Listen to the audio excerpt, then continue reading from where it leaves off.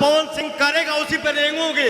लेकिन अब मुझे लगता है कि वो स्टारडम उन पर इतना हावी हो गया है कि वो चीज़ आपको ऐसा लगता है कि आपने लकीर खींच दिया है। लोग खेसारी लाल यादव के बाद प्रदीप पांडे चिंटू ने पवन सिंह को टारगेट कर दिया। सिर्फ इतना ही पे नहीं रुका, पवन सिंह ने लकीर की बात 2 साल 3 साल पहले कहा था कि मैंने जो लकीर खींच दिया है उसी पे रेंगोगे। आज चिंटू ने रिएक्शन दिया उस चीज पे। सिर्फ इतना ही पे नहीं रुका, पवन सिंह ने हाल फिलहाल में एक इंटरव्यू दिया जिसमें बोला था कि 100 मिलियन का केक पवन सिंह ने पहले काटा था। देखे होगे, एक बार देखो इसको। भोजपुरी इंडस्ट्री में 100 मिलियन का केक सबसे पहले कौन काटा है? किसी भी इंडस्ट्री का के बोल रहा है अरे हमारा गाना था 100 मिलियन पार, मैं पहला हूँ जिसका 100 मिलियन, मैं दूसरा हूँ, या मैं पहला हूँ जिसने ये किया, मैं क्या किसी ने कहा?